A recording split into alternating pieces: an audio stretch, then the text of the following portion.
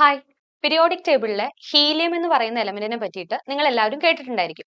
Right സൈഡിൽ ഏറ്റവും ടോപ്പിലായിട്ട് കാണപ്പെടുന്ന എലമെന്റ് ആണ് ഹീലിയം. അറ്റോമിക് നമ്പർ 2ഉം മാസ് നമ്പർ 4ഉമാണ് ഹീലിയത്തിനുള്ളത്. ഹീലിയം ഇൻഹേൽ ചെയ്ത് കഴിഞ്ഞാൽ നമ്മുടെ സൗണ്ടിന് വളരെ വ്യത്യസ്തമായ ചേഞ്ച് വരുന്നതായിട്ട് കാണാൻ പറ്റും. ഇതുമായിട്ട് റിലേറ്റ് ചെയ്ത ധാരാളം വീഡിയോസ് നിങ്ങൾ കണ്ടിട്ടുണ്ടായിരിക്കും.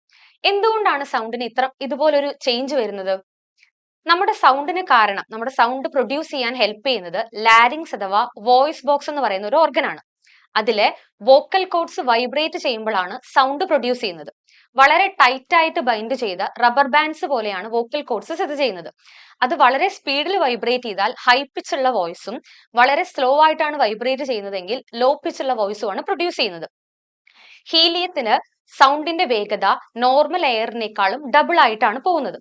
അതുകൊണ്ടാണ് ഹീലിയം ഗ്യാസിലൂടെയാണ് സൗണ്ട് പോകുന്നതെന്നുണ്ടെങ്കിൽ വോക്കൽ കോഡ് വളരെ സ്പീഡിൽ വൈബ്രേറ്റ് ചെയ്യുകയും നിങ്ങളുടെ നോർമൽ പിച്ചിനേക്കാളും വളരെ കൂടിയ പിച്ചിൽ നമ്മുടെ വോയിസ് പുറത്തേക്ക് വരികയും ചെയ്യും. അതുകൊണ്ടാണ് ഇത്തരത്തിലൊരു ചേഞ്ച് വോയിസിന് ഉണ്ടാവുന്നത്.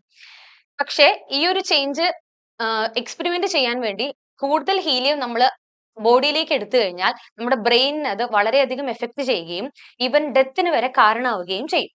ഇങ്ങനെയൊക്കെ ആണെങ്കിൽ പോലും ഹീലിയത്തിന് വളരെയധികം ഇമ്പോർട്ടൻസും ഉണ്ട്. MRI മെഷീൻസിലും അതേപോലെ തന്നെ ലേസേഴ്സ്, ന്യൂക്ലിയർ റിയാക്ടേഴ്സ്, ഈവൻ നമ്മുടെ ഫോണിൽ വരെ യൂസ് ചെയ്യുന്നത് ഹീലിയം എലമെന്റ് ആണ്. ഇത്തരത്തില് ബാക്കി 117 എലമെന്റ്സ് നമ്മുടെ പീരിയോഡിക് ടേബിളിൽ ഉണ്ട്. ഓരോ എലമെന്റിനും അതിൻ്റെതായ യൂസസും പെക്യുലാരിറ്റീസും ഉണ്ട്. ഇതുപോലെയുള്ള ബാക്കി ഇൻട്രസ്റ്റിംഗ് വീഡിയോസുമായിട്ട് നമുക്ക് കാണാം.